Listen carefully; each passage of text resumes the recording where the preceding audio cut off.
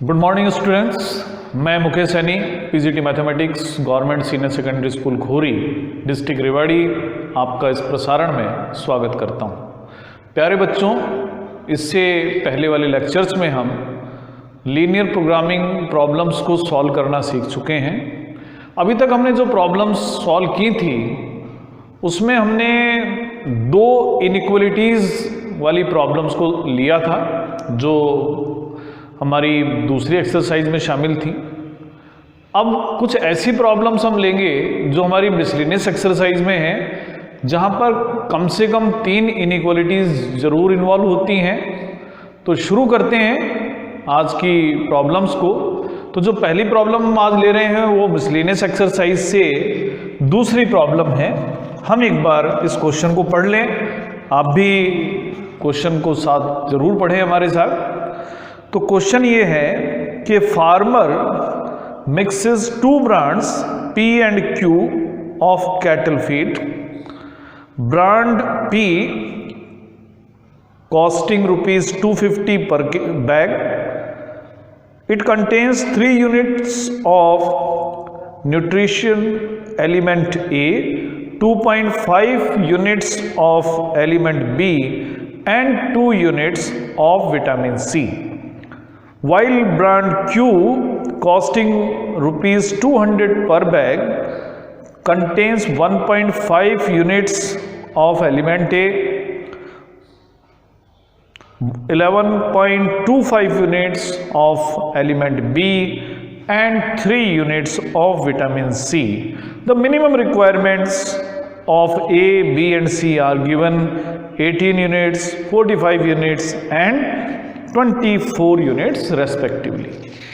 तो अब हमें करना क्या है इसके बारे में अब देखें कि determine the number of bags of each brand which should be mixed in order to produce a mixture having minimum cost per KG and what is the minimum cost of mixture per bag.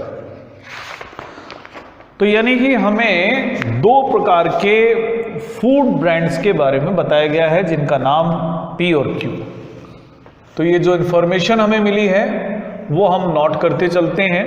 P और Q जो food के brands हैं cattle feed के, उनमें 3 प्रकार के nutritious elements हैं जिन्हें हम कहते हैं A, B और C। तो फूड P की अगर हम बात करते हैं, फूड P में 3 यूनिट एलिमेंट A के पाए जाते हैं, 2.5 यूनिट मिलते हैं B के और 2 यूनिट मिलते हैं C के। जबकि जो ब्रांड Q है उसमें ये हमें मिलते हैं 1.5 यूनिट, 11.25 यूनिट्स और 3 यूनिट विटामिन C की। अगर हम रिक्वायरमेंट की बात करें, जो रिक्वायरमेंट है मिनिमम, वो है एलिमेंट A के लिए 18 यूनिट, एलिमेंट B के लिए 45 यूनिट और एलिमेंट C के लिए 24 यूनिट। तो एक बार हम दोबारा से पढ़ लें कि जो हमारी इंफॉर्मेशन है वो पूरी हो गई है कि नहीं। तो farmer wishes to mix 2 brands P and Q of cattle feed. Brand P which cost, अब हम कॉस्ट भी लिख लेते हैं। कॉस्ट है 250 पर बैग और कॉस्ट B की है जो फूड Q का है, यहाँ कॉस्ट हम लिख लेते हैं, ये 250 पर बैग है और जो Q है उसकी कॉस्ट है 200 पर bag.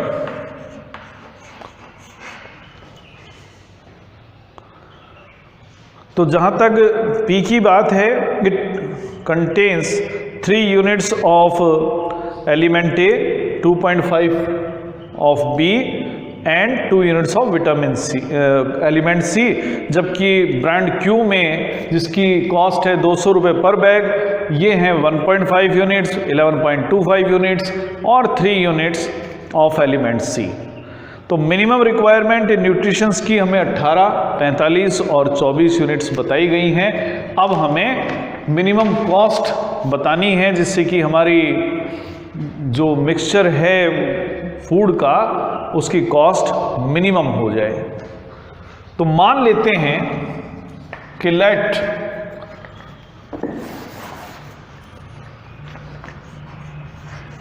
X bags of brand P and Y bags of brand Q are mixed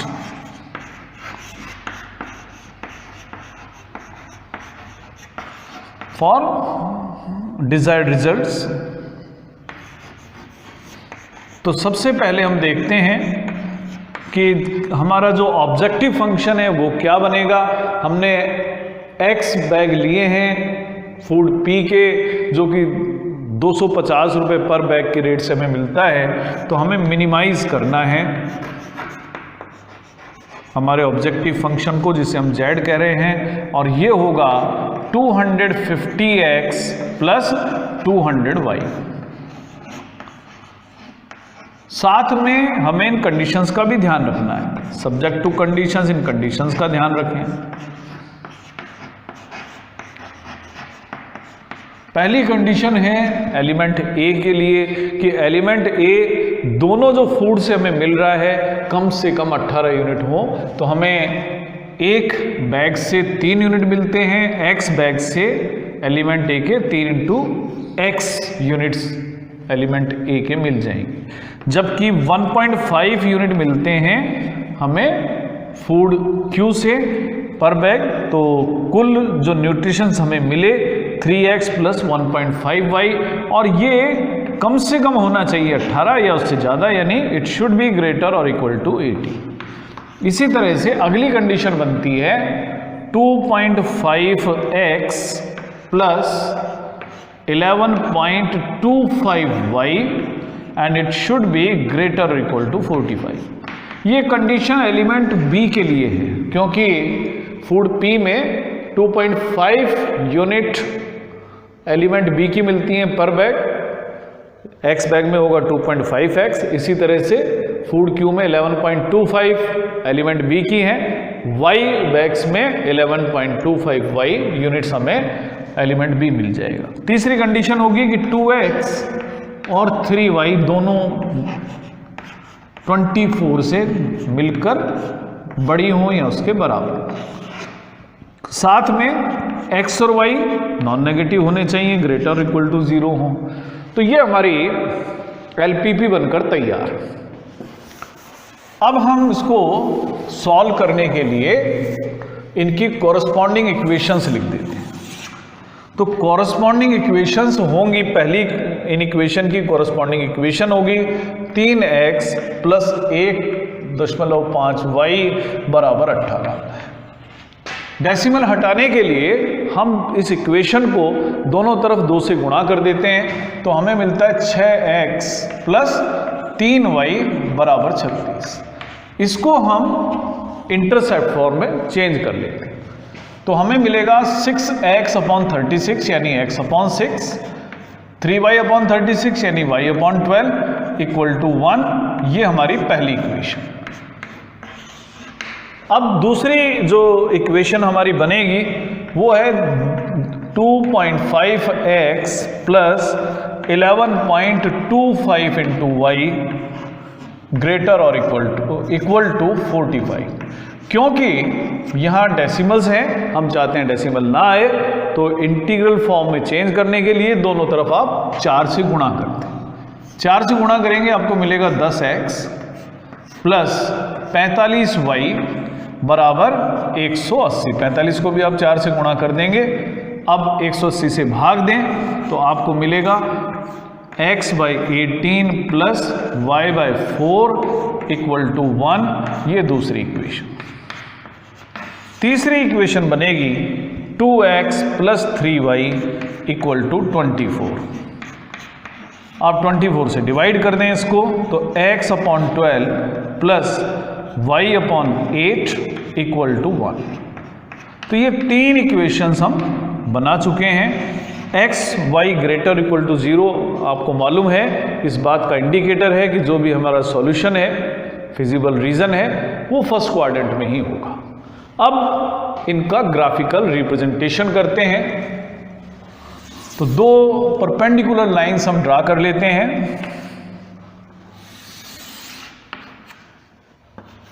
ये ओरिजिन हम ले लें, इसको y एक्सिस, हॉरिजॉन्टल लाइन को हम ले लेते हैं x एक्सिस।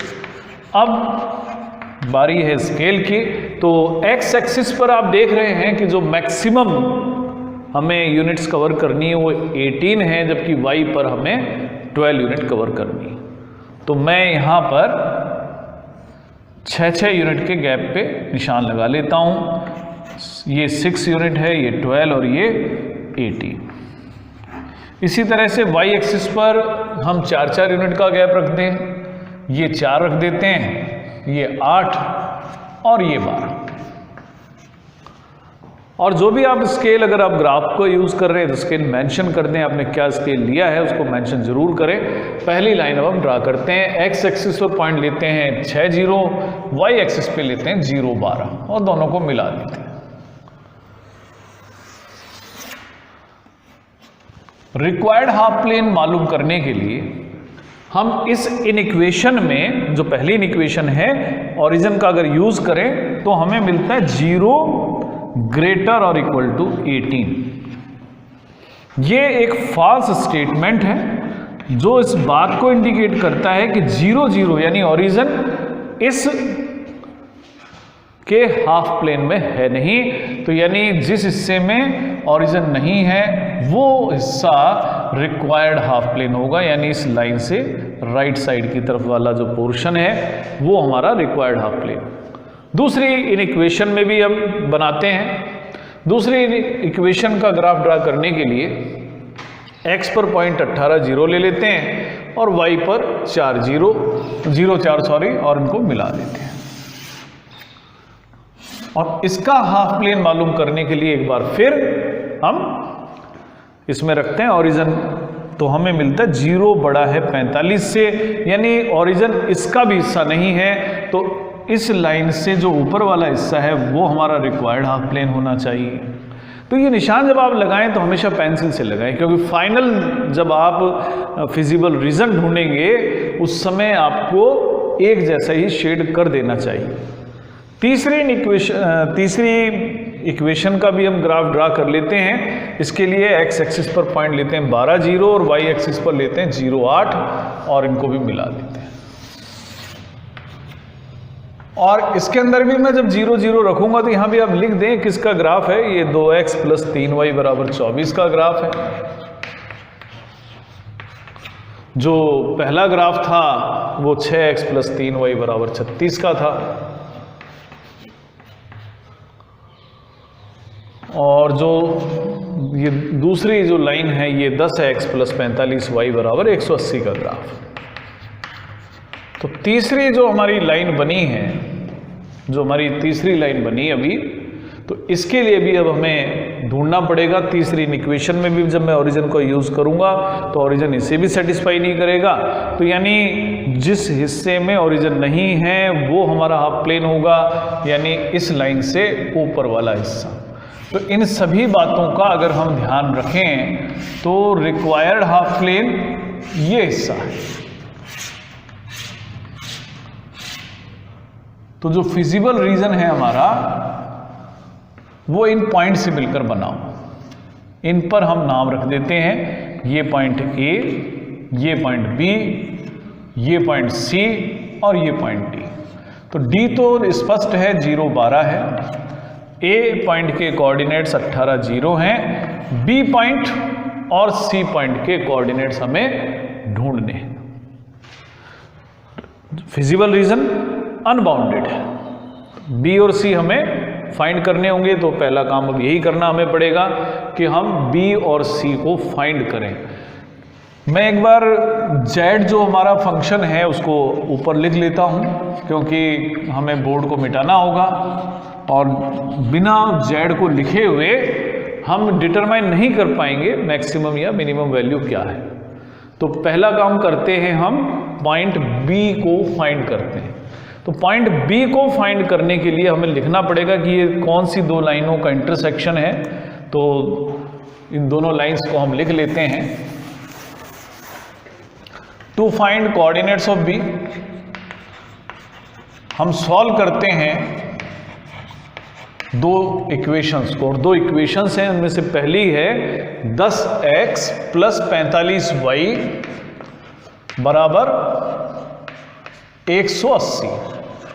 इसको साथ में सॉल्व करना है 2x प्लस 3y बराबर 24। तो क्योंकि मैं चाहता हूं कि कोफिशिएंट्स बराबर कर लूं, यहां 10x है, यहां 2x है, तो मैं इस पूरी इक्वेशन को ही 5 से गुणा करके लिख लेता हूं। तो पूरी इक्वेशन को अगर 5 से गुणा करूंगा तो मैं लिखूंगा 10x प्लस 15y बराबर 120। अब इसमें से आप घटा दें तो आपको मिलेगा 30y बराबर 60, यानी y जो है वो 2 है। y की वैल्यू हम रख देते हैं, पहली इक्वेशन में रख दें। तो जब y की वैल्यू हम रखेंगे तो हमें मिलेगा 10x प्लस 90, 45 को 2 से गुणा करेंगे, हमें मिलेगा 90 बराबर 180। तो 10x मिला 180 माइनस 90 यानी कि 90, यानी x हुआ 0.9। तो B पॉइंट के कोऑर्डिनेट्स हमें मिल गए कि B पॉइंट के कोऑर्डिनेट्स x 9 और y 2 है। तो हम लिख भी सकते हैं कि x 9 है, y 2 है। और आप इसको यहाँ से जो हमारा ग्राफ है यहाँ से आप देख भी सकते हैं कि ये 9 और 2 पर ही पाएगा। अब बात आती है पॉइंट C की। पॉइंट C के कोऑर्डिनेट फाइंड करने के लिए 2x प्लस 3y बराबर 24 और 6x प्लस 3y बराबर 36 को सॉल्व कर लेते हैं।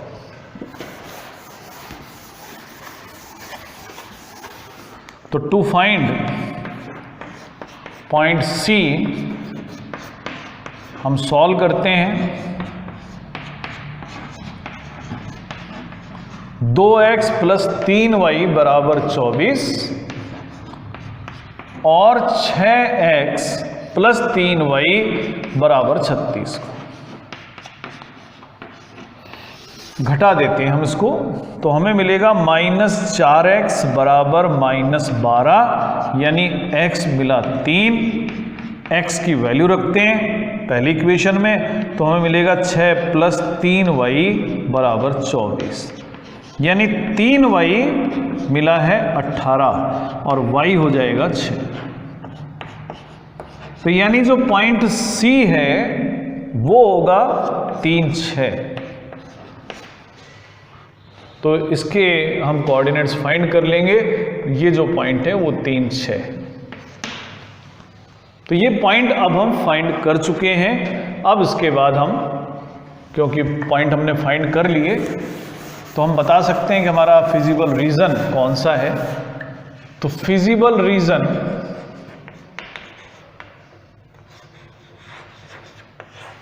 जिसका नाम हमने दिया है ABCD इज अनबाउंडेड। ये अनबाउंडेड है।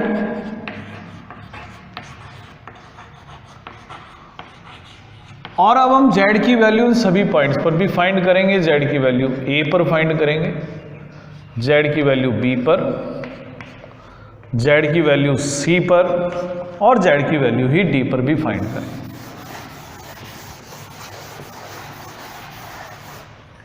पहले z की वैल्यू A पर फाइंड करते हैं। 250 गुणा A की जो वैल्यू है, A पॉइंट है 18, 0, 18 प्लस 0। तो गुणा करते हैं 18 को 250 से, तो हमें मिलेगा 4500। अब B पर अगर इसकी वैल्यू फाइंड करेंगे तो 250 गुणा 9 प्लस 200 गुणा 2 हमें मिलेगा। तो 250 गुणा 9 2250 प्लस 400 यानी 2650। z की वैल्यू c पर होगी 250 गुणा 3 प्लस 200 गुणा 6, क्योंकि x जो कोऑर्डिनेट है c के 3 और 6 हैं, तो 750 प्लस 1200 यानी 1950।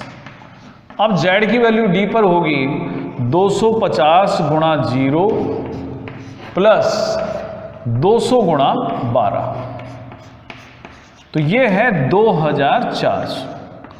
जो प्रॉब्लम है हमारी वो थी कॉस्ट को मिनिमाइज करने की, यानी मिनिमाइजेशन वाली प्रॉब्लम थी।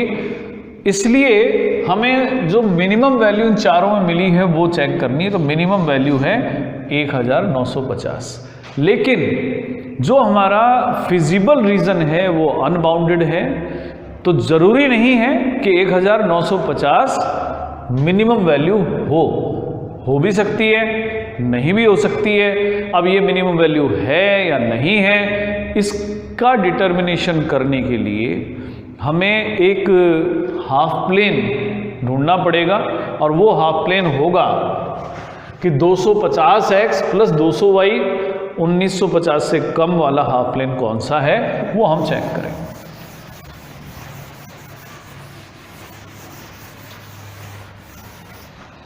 तो टू वेरीफाई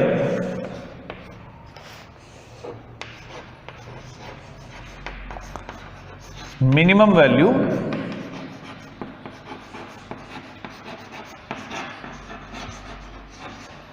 draw the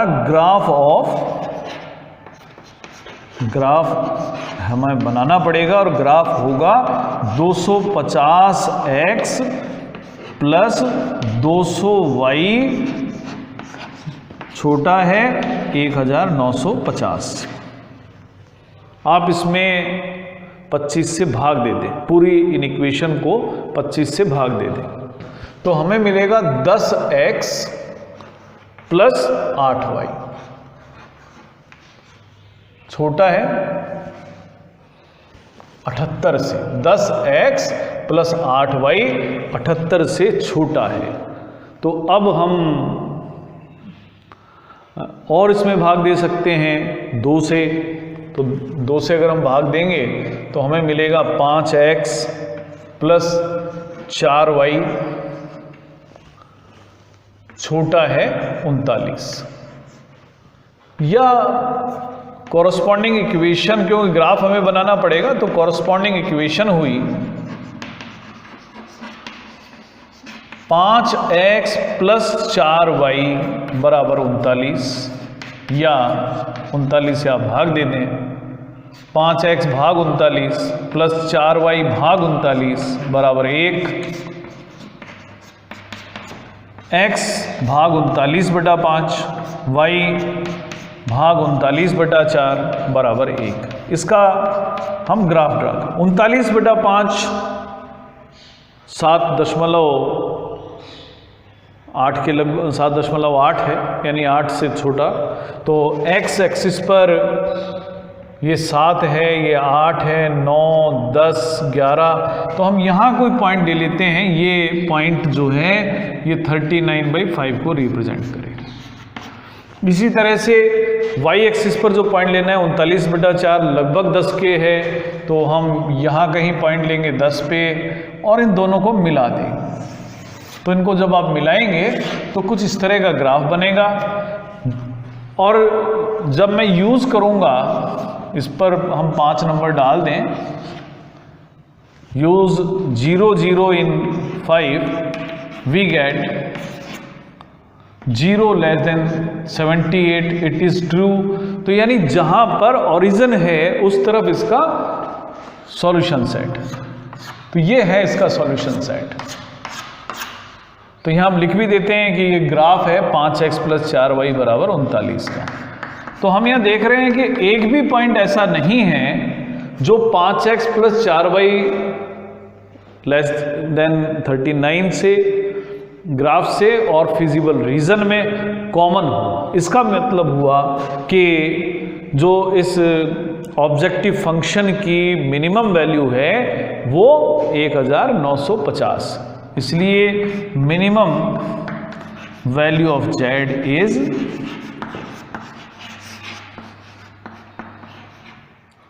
₹1950। और कब है? पॉइंट सी पर है, यानी व्हेन x इक्वल टू 3 है और y इक्वल टू 6 है, यानी कि जब हम ब्रांड P के 3 बैग्स इस्तेमाल करेंगे, ब्रांड Q के 6 बैग्स इस्तेमाल करेंगे, तो उस समय न्यूट्रिशियस वैल्यूज पूरी हो जाएंगी और कॉस्ट मिनिमम होगी जो कि 1950 रुपये हो। तो अब ये तो था हमारा दूसरा क्वेश्चन। अब इसी प्रकार से एक और क्वेश्चन हम ले रहे हैं, ये क्वेश्चन नंबर 3 है, एक बार इसको पढ़ लें।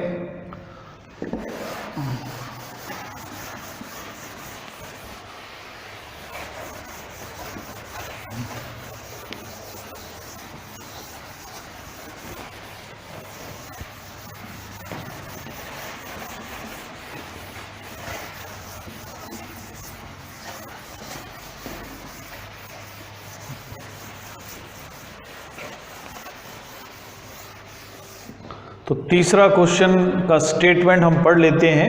तीसरा क्वेश्चन इस प्रकार से है। तो यहाँ सबसे बढ़िया बात है कि आपको एक टेबल बनाई हुई है। क्वेश्चन लगभग इसी प्रकार का है।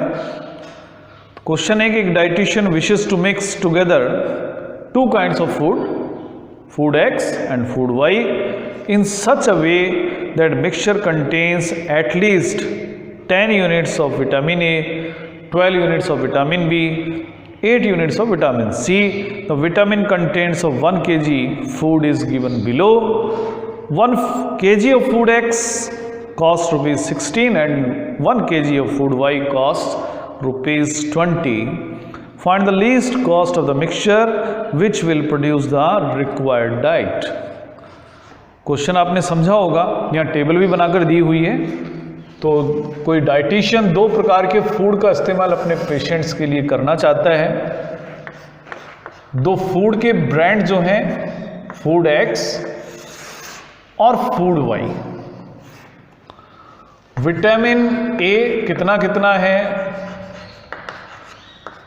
B कितना है और विटामिन C कितना है, इनकी मात्रा हमें दी हुई। फूड X में इनकी मात्रा 1 यूनिट, 2 यूनिट और 3 यूनिट पर केजी दी हुई, जबकि फूड Y में ये मात्राएं 2 यूनिट, 2 यूनिट और 1 यूनिट दी हुई। इनकी अगर हम कॉस्ट की बात करें, फूड X की जो कॉस्ट है, फूड X की कॉस्ट है 16 रुपीज पर केजी और फूड Y की जो कॉस्ट है वो 20 रुपीज पर केजी। जो मिनिमम रिक्वायरमेंट है वो भी हम लिख देते हैं। मिनिमम रिक्वायरमेंट है, मिनिमम रिक्वायरमेंट विटामिन A की है 10 यूनिट, विटामिन B की 12 यूनिट और विटामिन C की जो मिनिमम रिक्वायरमेंट है वो 8 यूनिट है। अब हमें ये बताना है कि कैसे इन दोनों फूड X को और फूड Y को मिक्स किया जाए जिससे कि कॉस्ट ऑफ फूड मिनिमम रहे और न्यूट्रिशियस वैल्यूज पूरी हो जाए। तो मान लेते हैं कि late X kg of type X and Y kg of type Y is mixed। इनको हमने मिक्स कर लिया। अब हम क्या चाहते हैं? हम चाहते हैं कि हमारा जो कॉस्ट है फूड का वो मिनिमम हो। तो अब हमें मिनिमाइज करना है। हम ऊपर लिख देते हैं, मिनिमाइज करेंगे जेड को। जेड होगा 16 × X + 20Y। और कंडीशंस क्या हैं? Subject to conditions. अब कंडीशंस भी फाइंड करते हैं। Subject to conditions. तो कंडीशंस हैं, पहली कंडीशन है विटामिन ए की मात्रा कम से कम 10 यूनिट हो। अब विटामिन ए हमें कहाँ से मिलेगा? 1 यूनिट पर केजी मिलता है एक्स फूड से और 2 यूनिट पर केजी मिलता है फूड वाई से, यानी कुल हमें मिल जाएगा x प्लस 2y यूनिट। लेकिन x प्लस 2y यूनिट हर हालत में 10 या 10 से तो ज़्यादा होने ही चाहिए, क्योंकि मिनिमम रिक्वायरमेंट है 10 यूनिट विटामिन ए। इसी तरह से विटामिन बी के लिए जो कंडीशन बनेगी वो होगी 2x प्लस 2y 12 या 12 से ज़्यादा। आप इसको ऐसे भी लिख सकते हैं कि x प्लस वाई 6 या 6 से। ये हमारी दूसरी कंडीशन। तीसरी कंडीशन है कि 3x प्लस वाई हर हालत में 8 या 8 से ज़्यादा होने चाहिए, और x और y तो ग्रेटर और इक्वल टू 0 होने ही चाहिए। तो ये हमारी LPP बनकर तैयार। अब इसको सॉल्व करना आप अच्छी तरह सीख चुके हैं, किस तरह से इनको सॉल्व किया जाता है। तो आप इसको सॉल्व करें, ग्राफ बनाएं, और उसके बाद में आप जो डिज़ायर्ड रिजल्ट है ऑप्टिमम सॉल्यूशन तक आप पहुंच जाएंगे। प्यारे बच्चों, आज हमारे पास समय इतना ही है। बाकी क्वेश्चंस के साथ हम अगले लेक्चर में आपसे फिर मिलेंगे। आज के लिए इतना ही, धन्यवाद।